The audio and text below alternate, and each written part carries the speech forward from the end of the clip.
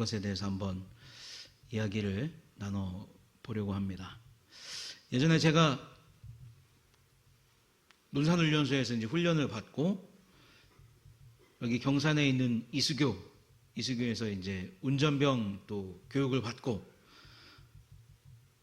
250명 중에 3명만 간다는 전방에 섞여서 제가 그 3명이 돼서 경기도 파주에 있는 제 부대로 갔습니다. 부대로 갔는데 병장 중에 제 고등학교 친구가 있는 거예요. 너무 반가워가지고 그 친구하고 이런저런 이야기를 하는데, 야, 내가 다른 애들이랑 있을 때는 너를 놀릴 수 있으니까 기분이 나빠도 참아라, 이렇게 얘기하더라고요. 그래서 알겠다, 내가 참을게. 어느 날 이발소를 갔는데 그 친구가 저를 보더니 야, 너 안경 벗어봐 그러더라고요. 안경을 이렇게 벗었습니다. 주먹을 쥐어보래요. 주먹을 쥐었습니다. 눈앞에 갖다 대래요. 갖다 댔어요. 뭐가 보이냐고 물어보더라고요. 그래서 아무것도 안 보입니다. 그랬더니 그게 너 남은 군대 생활이야 그러더라고요. 자기는 군대 생활 다 했다 이거죠. 우리가 이 땅을 살아가면서 때로는 이렇게 앞이 캄캄하고 무엇인가 하나 발견할 수 없고 또 너무나 그 시간이 길 것 같은, 너무나 텀이 길 것 같은 어려움과 고난을 만날 때가 있습니다.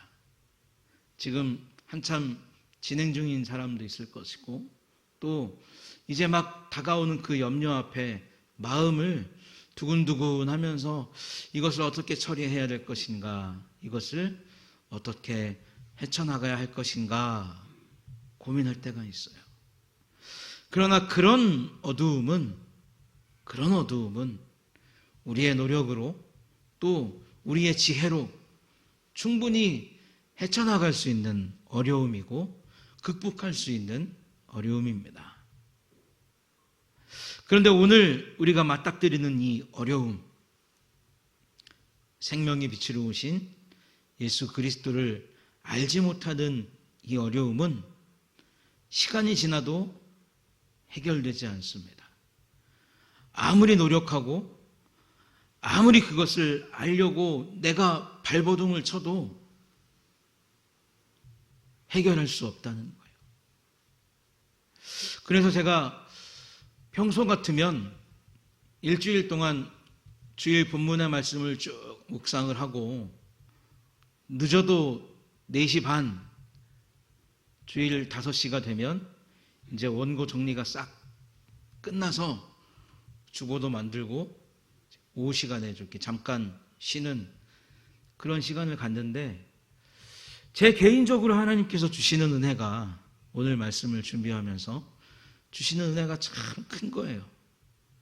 나라는 인생이 이 땅에 왔다가 한번 이제 하나님께로 돌아갈 텐데, 그 돌아가는 날에 하나님을 두려운 분으로 만나지 않고 하나님을 기쁘고 감사하게 만날 수 있는 것이 내 인생에 정말 얼마나 큰 은혜인가, 그런 생각을 이렇게 묵상하면서 하다 보니까 이 글을 쓰고 말씀을 준비해야 되는데 이게 줄이 진행이 안 되는 거예요. 한 줄 썼다가 다시 지우고, 한 단락을 썼다 다시 지우고, 한 장을 썼다가 또 다시 지우고. 왜 그렇게 지웠냐면 말이 진행이 안 되기 때문에 지운 것이 아니라 이 구원의 감격과 하나님의 은혜를 뭐라고 표현할 수 있는 길이 없더라고요. 길이 없었어요. 어떤 단어를 갖다가 놓아도, 어떤 그 미사오구를 갖다가 놓아도 이 마음에 시원함이 없는 겁니다. 아, 이 정도면 됐다. 이 정도면 나와 우리 성도들이 구원의 감격을 함께 누리고 또 그 감정을 같이 공유하고 그 은혜를 함께 감사할 수 있는 어떤 그런 충분한 말씀 준비가 됐겠다라고 생각하는 그 동의가 마음속에 쉽게 되지 않더라고요. 그래서 결국은 어제 한밤 11시 11시. 예. 11시 그때까지 이제 설교를 고민하고 또 고민하고 한 줄 쓰고 또 한 줄 쓰고 그렇게 해서 이제 2장의 말씀을 준비를 했는데 아마 여러분들에게도 조용한 시간을 갖고 가만히 앉아서 나를 구원하신 하나님의 은혜를 우리가 이제 또 성찬을 통해서 묵상하겠지만 나를 위해서 피 흘리신 그 예수 그리스도의 십자가를 묵상하는 그런 시간을 갖고 감사할 수 있는 기도를 드리거나 아니면 저처럼 글을 써보다 보면 참 써내려가기가 쉽지 않을 거예요. 마음속으로는 이 풍성한 감사가 있고 마음 안에는 풍성한 즐거움이 있고 마음 안에는 참 평안이 흘러넘치지만 그것을 글로 표현하기에는 우리가 가진 지식이 참 부족하고 우리가 가진 어떤 그 생각들이 참 한계가 있구나라고 하는 이런 것을 알게 될 겁니다. 그런데 오늘의 말씀은 이처럼 우리와 동의할 수 있는, 우리와 공유할 수 있는 그런 감정을 가진 사람들에게 생명의 빛으로 오신 예수님을 나누는 것이 아니라 우리와 생각도 다르고 우리와 감정을 공유할 수 없는 그리고 우리가 가지고 있는 구원의 기쁨과는 전혀 동떨어진 그런 생각을 가진 사람들에게 예수님께서 내가 생명의 빛으로 이 땅에 왔노라 라고 하는 것을 말씀하고 있는 것입니다. 사랑하는 성도 여러분, 저와 여러분들에게 하나님께서 주신 구원의 은혜와 또 그 감격이 늘 저와 여러분들을 살아가게 하는 삶의 원동력이 되기를 예수님의 이름으로 축복합니다. 또한 우리가 살아가면서 내가 예수를 알고 내가 하나님께 구원받은 것이 얼마나 감사한 일이고 정말 내 인생에 큰 기쁨이 되는 일인가 늘 하나님 앞에서 감사할 수 있는 저와 여러분들이 되시기를 다시 한번 예수님의 이름으로 축복합니다. 요한이 요한복음을 시작하면서 하나님에 대해서 예수님에 대해서 이야기했던 것이 몇 가지가 있습니다. 그것은 무엇이냐면 첫 번째로 태초에 함께 계셨던 분이 예수님이시다 이렇게 이야기하고 있고요. 그 다음에 또 예수님을 어떻게 표현했냐면 창조주 하나님이 되신다라고 표현을 했습니다. 그리고 그 안에 생명이 있으니 그 생명은 사람들의 빛이 된다 이렇게 요한이 이야기를 했죠. 그러나 우리가 요한복음을 출발하면서 쭉 만나는 사람들, 요한복음을 출발하면서 예수님께서 함께 했던 그 사람들을 보면 너무나 안타깝지만 자신에게 비춰지는 빛이 생명을 주는 빛인지 깨닫지 못하고 또 깨닫게 하려는 그 예수 그리스도의 큰 은혜가 있었음에도 그 생명을 붙잡지 못하고 자기의 것으로 소유하지 못하는 그런 모습을 우리가 만납니다. 여기에 더해서 또 어떤 모습을 우리가 만나냐면 혹자들은 자기의 것을 지키기 위해 예수를 정복하고자 하고 이기려고 하고 억제하려고 하고 탄압하려고 했습니다. 그래서 이 모든 혹자들의 이 더러운 행위들을 요한이 뭐라고 표현했냐면 빛이 사람에게 빛이 돼 사람들이 깨닫지 못하더니 라고 하는 말로 표현을 하고 있다는 것이죠. 깨닫지 못한다는 것은 정말 이 빛이 구원의 빛이구나라고 인식하지 못하고 받아들이지 못한다는 의미도 있지만 제가 지금 말씀드린 것처럼 저런 거짓말을 하는 자에게 예수를 평가할 때 저런 말도 안 되는 이야기를 하는 자를 내가 정복해야 되겠다. 내가 이겨야 되겠다. 내가 억제하고 내가 단합해서 지금까지 살아왔던 나의 삶을 고수해야 되겠다라고 하는 마음이 담겨져 있다는 것이죠. 그래서 복음서 곳곳을 보면 그런 마음을 갖고 있는 사람들이 한결같이 품는 생각이 있었는데, 그것이 뭐냐면 어떻게 하면 예수를 죽일 수 있을까 마음에 걱정하는 것이었고 또 의논하는 것이었습니다. 오늘의 배경도 크게 다르지 않습니다. 예수님은 어떻게 하면 예수를 죽일 수 있을까? 어떻게 하면 예수를 탄압할 수 있을까?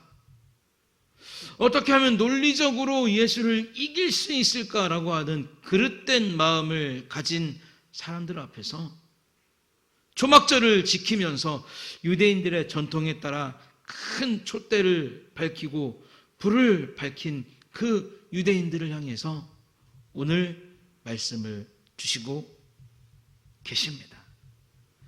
유대인들이 왜 그들의 전통에 따라 큰 촛대를 세우고 불을 밝혔느냐면 그곳에 계셔야 될 하나님의 영광이 떠나버렸기 때문에 그래요.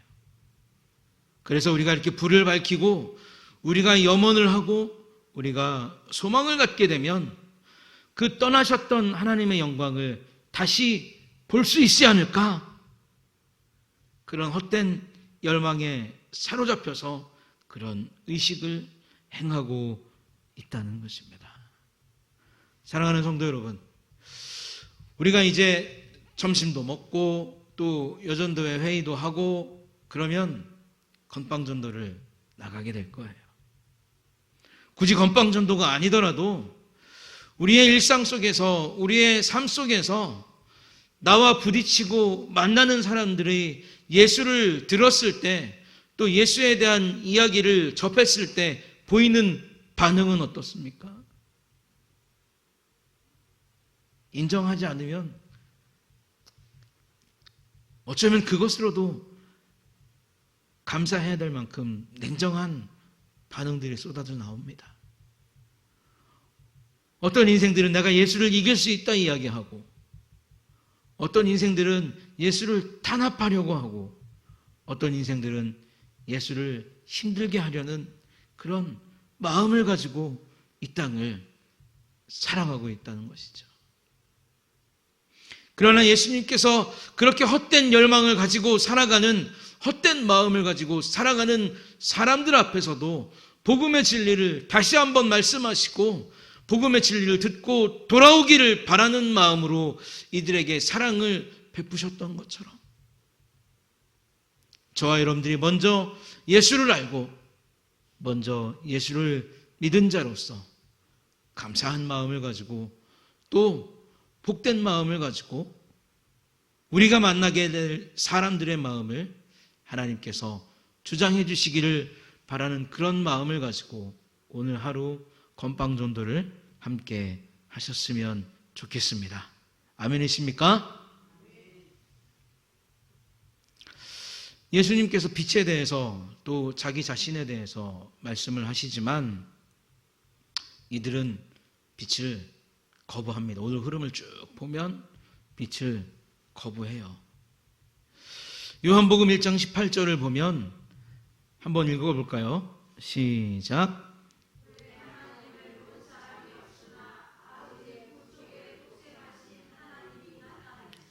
자, 본래 하나님을 본 사람은 아무도 없어요.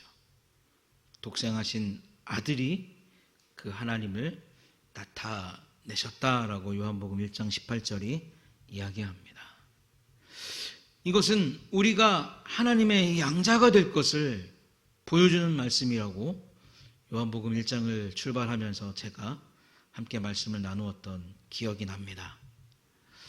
양자가 될 수 있는 기쁨이 우리에게 있다. 또 우리가 하나님의 품에 들어가서 영원하고 온전한 복락을 누리게 될 것이다. 이것이 예수님께서 온 세상의 사람들을 위해 빛으로 오신 이유가 된다. 요한복음 1장 18절은 분명히 그렇게 이야기하고 있습니다. 그래서 이 빛으로 오신 예수 그리스도, 영생의 빛을 가지고 영생의 생명을 부여하시기 위해서, 그것을 선물로 주시기 위해서 이 땅에 오신 예수 그리스도는 이 땅을 살아가는 비루한 인생들에게 나는 생명의 떡이다 라고 말씀하셨고, 나는 양의 문이다 라고 말씀하셨고, 우리가 지금 보고 있는 것처럼 나는 선한 목자다, 나는 부활이요 생명이다, 그리고 내가 곧 길이요 진리요 생명이니, 이런 말들을 통해서 예수 그리스도께서 어떤 분이신가를 선언하십니다. 그래서 이 선언을 뭐라고 하시냐면, 뭐라고 우리가 표현하냐면, 한번 따라 할까요? 예수님의 자기 선언. 다시 한번, 예수님의 자기 선언. 그렇습니다. 예수님의 자기 선언이라고 이렇게 이야기합니다.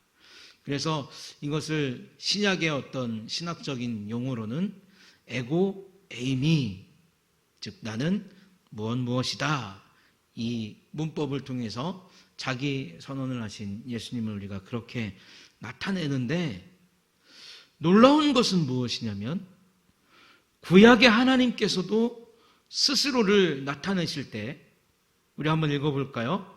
하나님의 자기 선언, 시작. 스스로, 하나님의 자기 선언, 스스로 있는 자, 나 곧 내가 그인 줄 알라. 나 여호와라. 처음에도 나요, 나중 있을 자에게도 내가 곧 그니라. 이런 말씀을 사용하고 있습니다. 그래서 이거를 구약의 언어에서 신약의 언어로 옮길 때 하나님께서 하셨던 말씀도 72년에서는 에고 에이미라고 하는 이 문법을 사용해서 번역을 해 놓았습니다. 그러니까 우리가 이러한 것을 통해서 알 수 있는 것은 무엇이냐면, 첫 번째로 예수 그리스도는 누가 되신다는 겁니까? 하나님이 되신다는 것을 말하고 있는 거예요. 그리고 두 번째로 그 예수님은 영원 전부터 영원까지 계신다라고 하는 것을 나타내고 있는 것이고, 생명의 떡, 양의 문, 선한 목자, 부활이고 생명이고 길이고 진리다라고 하는 것을 통해서 아버지에게로 갈 수 있는 유일한 방법, 아버지를 아버지라 부를 수 있는, 하나님을 아버지라 부를 수 있는 유일한 방법, 우리가 멸망과 심판에 이르지 아니하고 구원과 기쁨에 이를 수 있는 유일한 방법이, 유일한 길이 바로 나다라고 예수님은 이러한 말씀들을 통해서 선언하고 계신 것이죠. 얼마나 간절함이 있었겠습니까? 얼마나 그 마음 안에 사무치는 마음이 있었겠습니까? 우리 덕천교회 최기소 목사님의 그 영상을 보면, 우리가 후원하는 교회입니다. 강원도 정선에 있는 덕천교회, 우리 최기소 목사님께서 사역하셨던 그 영상을 이제 기독교 방송에서 이렇게 만들었는데, 제일 처음 예수 믿게 해서 세례를 준 이 할머니가 너무 고령이 되다 보니까 이제 치매가 걸려서 최기수 목사님도 못 알아보고 또 세례받은 기억도 잊어버린 거예요. 그러니까 최기수 목사님이 막 웁니다. 왜 모르지? 왜 모르지? 답답한 마음을 가지고 막 울면서, 할매 나 모릅니까? 할매 나 모릅니까? 여러 번 물어봐요. 근데 그 치매에 걸린 할머니는 도통 최기수 목사님을 알아보지도 못하고, 내가 교회에 다녔다는 것도 모르고 세례를 받았다는 것도 모르는 거예요. 그러니까 세례를 준 입장에서는 얼마나 이게 마음이 아픈 일이겠습니까? 그렇죠? 그러니까 막 최기수 목사님도 거기서 펑펑 우는 그런 모습을 우리가 보았는데, 그 간절함이 인간에게도 있다면, 그 간절함이 인간에게 눈물을 흘린 만큼 참 슬픈 일이 된다면, 우리 예수님께서는 사람들에게 내가 곧 길이요 진리요 생명이 되고, 나를 통해서만 아버지에게 갈 수 있고, 나를 통해서만 멸망과 심판을 면할 수 있는 유일한 길이 나라는 것을 설명하실 때 얼마나 큰 안타까움을 가지고 그 진리 되신 예수 그리스도 스스로를 나타내시고 스스로를 선언하셨겠느냐 그 말입니다. 그런데 오늘 우리가 만나고 있는 것처럼 유대인들은 그 예수님을 인정하지 않아요. 주님을 믿고 따르는 자가 구원을 얻을 수 있지만, 예수 그리스도를 믿음으로 하나님의 자녀가 될 수 있지만, 예수 그리스도의 그 말을 듣는 유대인들의 마음속에는 어떤 생각이 있었냐면, 우리가 하나님으로부터 구별된 백성으로 지금까지 살아왔고, 하나님께서 우리에게 주신 율법을 지키면서 살아왔고, 이방 민족들에게는 없는 구원이 우리에게 있다는 것을 우리가 구약의 말씀을 통해서 알면서 지금까지 지켜왔고 또 유전을 지켜왔는데, 이 무슨 말도 안 되는 이야기를 예수라는 자가 우리 앞에서 짓거리고 있느냐? 이런 반응으로 지금 유대인들이 예수님의 말을 듣고 있다는 겁니다. 그래서 13절을 보면 빛이라고 말씀하시는 예수님 앞에서 예수의 증거는 참되지 않다고 무시하죠. 참되지 않다. 너가 너를 증거하는 이 증거는 참되지 않다라고 이야기하고 있는 겁니다. 여기서 참되다라고 하는 말이 지닌 뜻이 무엇이냐면 진실하고 옳고 정직하고 거짓이 없는 것을 이야기해요. 그것을 진실하다라고 이렇게 번역을 해놓았습니다. 예수님은 정말 이렇게 옳고 진실하고 참되고 정직하고 거짓이 없는 복음을 전하고 있지만, 유대인들은 이 모든 것이 다 거짓이고 진실이 없고 옳지도 않고 정직하지도 않고 근거가 희박하고 정당하지도 않은 주장일 뿐이다, 이렇게 일축하고 있는 거죠. 왜냐하면 이들이 예수를 잘 알아요. 이들이 예수를 모르는 게 아닙니다. 이들이 예수를 너무 잘 알아요. 예수는 누굽니까? 갈릴리 촌부라는 거예요. 지식도 없는 사람이고 학식도 없고 그에게는 스승도 없고 그의 주장을 뒷받침해 줄 어떤 학문적인 동맹도 없기 때문에 유대인들은 예수님께서 하신 그 모든 말씀을 다 위선이고 거짓된 것으로 듣고 있다는 겁니다. 그래서 마지막에 예수님께서는 이 말씀을 통해서 내가 어디에서부터 와서 어디로 가는지 다시 한번 유대인들에게 이야기합니다. 요한복음 17장을 보면 창세전에 내가 아버지와 함께 가졌던 영화라고 하는 그 말이 나옵니다. 그러니까 예수님은 어디에서부터 오셨다는 거예요? 아버지 하나님으로부터 이 땅에 오셨다는 것을 말하고 있습니다. 더불어 아버지 하나님과 함께 있을 때에도 그냥 동떨어진 존재로 있었던 것이 아니라 아버지의 영화와 아들 하나님의 영화가 함께 있었던 것처럼 하나님과 공유하시고 하나님과 교제하셨음을 요한복음 17장을 통해서 우리에게 가르쳐주고 있는 거예요. 그리고 주님은 당신의 때가 오고 있음을 아시고 계셨습니다. 그때는 언제입니까? 십자가에서 세상의 모든 사람들을 위해 대속의 피를 흘려야 될 때를 말하는 것이고, 또 한때는 언제입니까? 하나님 아버지에게 돌아가야 할 때를 알고 계신다는 겁니다. 그래서 유대인들에게 말하는 거예요. 나는 아버지께로부터 와서 아버지께로 가는 중이다. 이제 십자가에 못 박히게 될 것이고 고난을 받게 될 것이고 죽게 될 것이지만 나는 부활해서 내 아버지가 계신 그 영원한 하늘나라로 나는 가게 될 것이다. 예수님은 그렇게 말씀하시고 있는 거예요.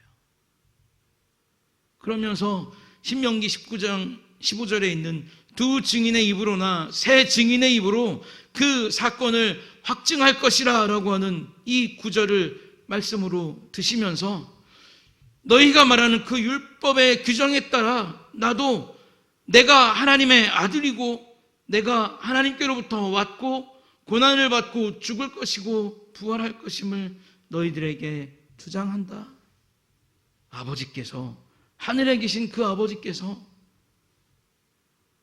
이 땅에서 하고 있는 내 모든 사역의 증인이 되시고 또 내가 한 모든 말들의 증인이 되신다라고 그렇게 말씀하시고 있는 겁니다.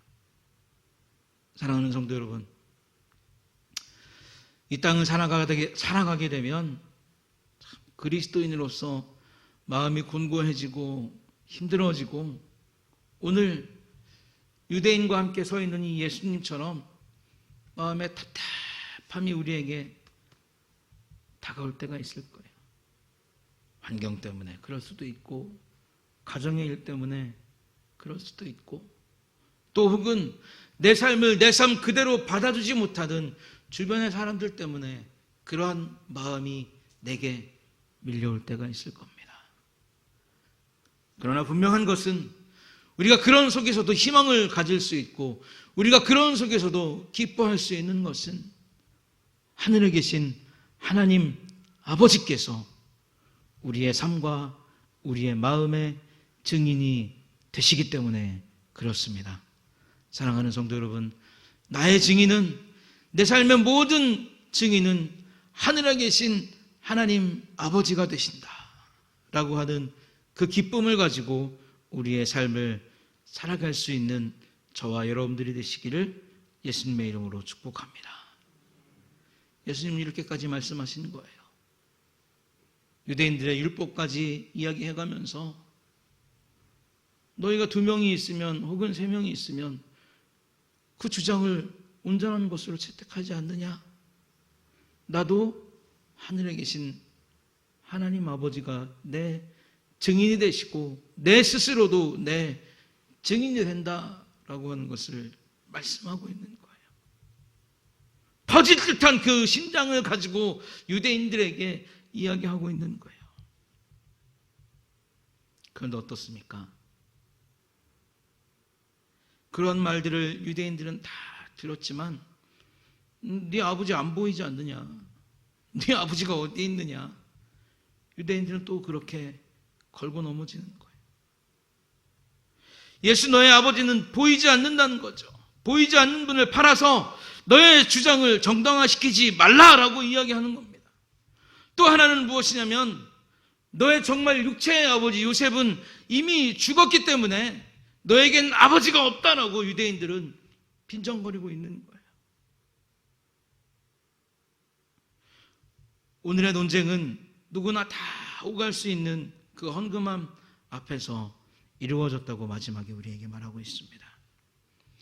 복음은 누구나가 다 들을 수 있는 것이고 또 누구나가 다 듣고 그 가운데 믿게 되면 누구나가 구원을 받을 수 있는 참으로 귀하고 복된 선물입니다.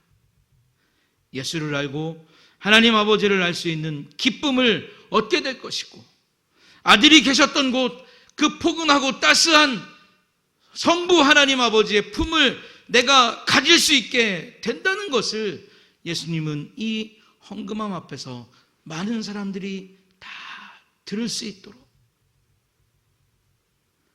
그래서 이 말씀이 성경에 기록되어서 이것이 허구가 아니고 거짓말이 아니고 이것이 가상의 일이 아니라 실제로 역사적으로 일어났던 논증임을 다시 한번 이 모든 사람이 볼 수 있는 헌금함 앞에서 말씀하심으로 확정을 지으셨다는 것이죠. 사랑하는 성도 여러분, 우리는 생명의 빛 되신 예수 그리스도를 영접하고 하나님 아버지의 품으로 돌아갈 날을 확신하고 사모하면서 살아가는 정말로 행복한 사람인 줄로 믿습니다. 정말로 행복한 사람인 줄로 믿습니다. 이 행복한 마음을 가지고 오늘 하루를 사셨으면 좋겠어요. 답답한 현실이 온다 할지라도, 또 얼굴을 붉혀야 되는 그런 상황이 우리에게 온다 할지라도, 건방을 건네줄 때 우리를 무시하고 받으려 하지 않는 그런 사람들을 만난다 할지라도, 내게는 하나님이 계시는데, 내게는 아버지가 계시는데, 하늘나라로 갈 수 있는 기쁨과 그 확신이 나에게는 있는데, 이러한 마음을 가지시고 이런 믿음을 가지시고 저와 여러분들의 삶 속에 늘 풍성하게 역사하시는 하나님과 함께 살아가시기를 예수님의 이름으로 축복합니다. 기도하겠습니다. 하나님, 은혜와 사랑을 감사합니다. 세상은 예수를